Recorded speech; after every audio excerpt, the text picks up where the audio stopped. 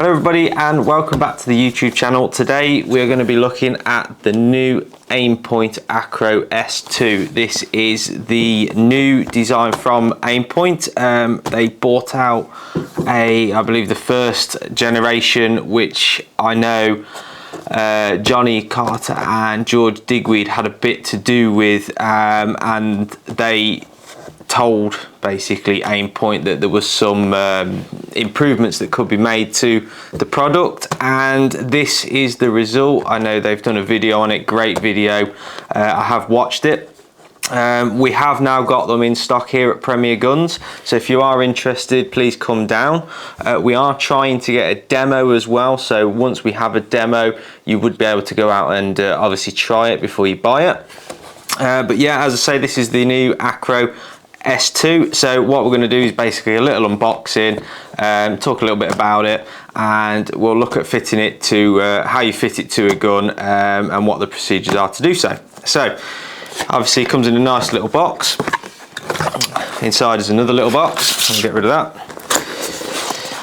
Straight away you see it on the top, the actual sight itself. So this is a red dot sight. This is a 9 MOA. It's a rugged little piece of kit. It has a battery life of, I believe, 50,000 hours. So if you do forget to leave it on and you leave it in your cabinet, it'll be absolutely fine. I do believe it's just a large flat battery in there, but obviously being an LED, some very small, takes no power whatsoever. I have seen other videos of these being launched around on top of pistols. I'm not going to be doing that today, but they are very rugged. They are waterproof, dustproof. The lenses are very clear. All it takes is a little bit of paper towel just to clear the lenses, just something nice and light, very simple. And then underneath the rest of the foam we have the toolkit, the adapters, and then some information. So these cards are actually quite useful. So in this kit you get several fitting pieces of equipment. So you've got your screwdriver, which is looks like a T20 Torx split if you do lose that, and then there's two on the bottom of the sight already, but they are numbered 1 to 4 and A to D. Now, if you pick up this little card, this corresponds to what they mean. So what they are is they go onto certain ribs. So depending on the measurement of your rib, we'll zoom into this in a minute so you can see, it will tell you which one will fit your gun. So I have already pre-measured my gun. I have a Beretta 692. It's a tapered rib. And mine comes out at B1, so obviously following the card it fits snug, makes life a lot easier, to be honest. I will go on to say that this can only be fitted to a ventilated rib, and it cannot be fitted to a carbon fibre rib. I would imagine it would puncture the carbon fibre, start to tear it away. So please do not fit this to a carbon fibre rib. But a ventilated rib, a solid rib, it will not fit, because these actually lock under the rib. So you need to mount it on, let's say, ventilated rib and where the ventilation is. So if there is a gap where it actually joins to the barrel, obviously it won't fit because it can't slide under and secure itself. So with it mounting to the rib, there is no specific area you have to mount it. So if you prefer it at the front, you can put it there, the middle, the back. Obviously, like I say, just mount it where there is a ventilation hole in the rib. If you do have a tapered rib, so like on many sporters, Berettas for example, just beware that you may need to change the your A, B, C, D, your 1, 2, 3 mounting blocks depending on where you mount it. So obviously at one end it's going to be wider than the other, so just bear that in mind, because you do want it to fit pretty solid, straight, to get the complete benefit of the sight itself. There is a little book in here as well, which will obviously go through what I'm telling you, where to fit it, how not to fit it, how to change the battery, how to clean it, how to measure as well if you're struggling with that sort of thing. Again, all the measurements are in there. It also tells you how to sight it. So I did see on, like I said, Johnny's video, the best way that they were told to sight this was to actually get 2 cartridges that have been used. You can, you know, chop the ends off if you wanted to, push the primers out, and actually once it's mounted, look through the primers to the point of aim, and then line the red dot up with this one on the top, which does your up and down, and the one on the side which does your left and right, until you get it pretty much where you want it. Ideal place to do this would be on some sort of pattern plate. If you haven't got them facilities and you haven't got any sort of vise to hold it, I think, in my opinion, the next best thing would be a nice incoming bird that pauses in the air. Get yourself on that, and then take, you know, twist it and tweak it from there that you need to.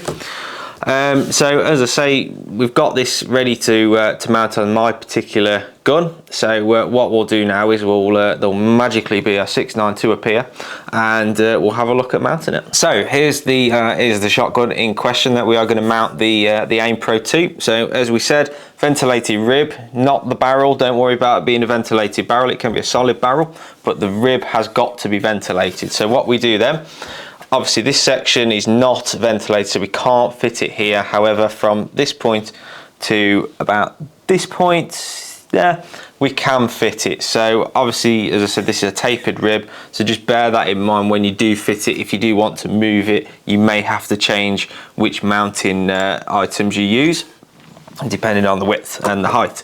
So the way we find this out is, so you've got your little card that comes with the Aimpoint, and also instructions on how to measure it. Again, we'll zoom into these so you can see. Get yourself a pair of verniers, measure the width of the rib. So obviously we know this is a 10 by 8 rib, but we need to measure it where we're going to mount it.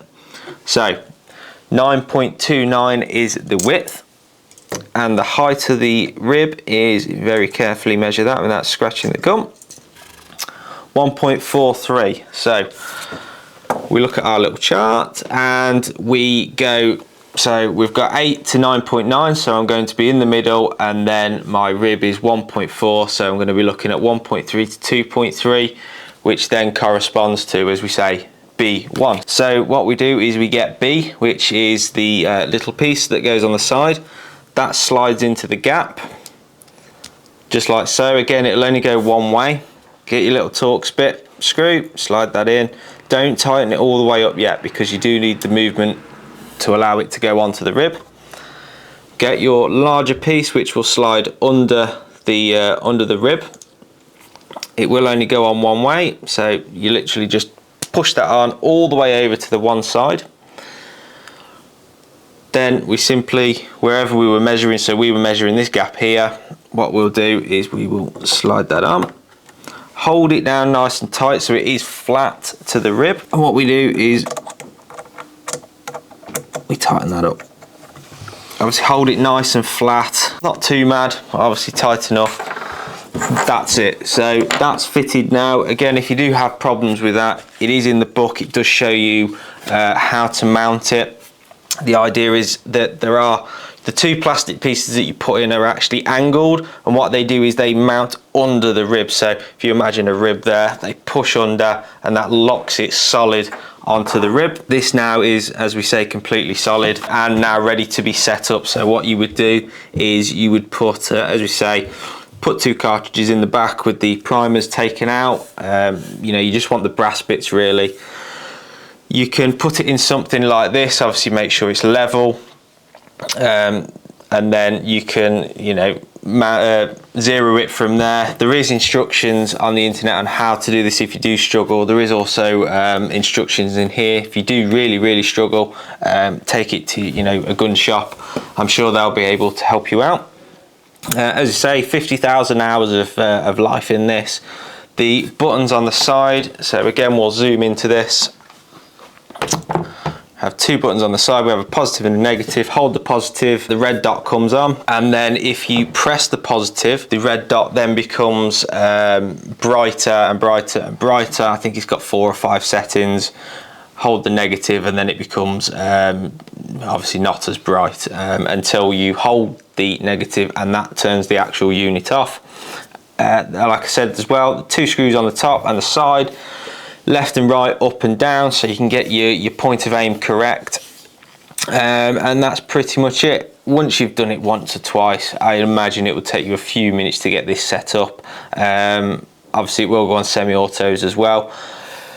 I think it's a good bit of kit. When I first saw it, the first thing I did think to myself was, if you are having any sort of issues lifting your head off the stock of the gun, then this will theoretically rectify that, because you have to keep your head on the stock to be able to see the red dot in the correct position. So it almost forces you to do it. If you don't do that, you might as well not bother picking up the gun, because you're just lifting your head away and then you're guessing where you're aiming.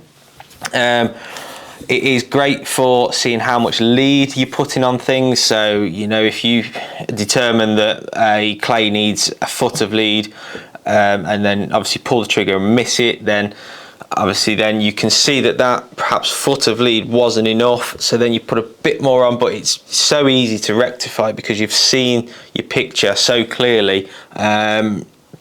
Obviously just being a little dot, it's almost like a little laser beam.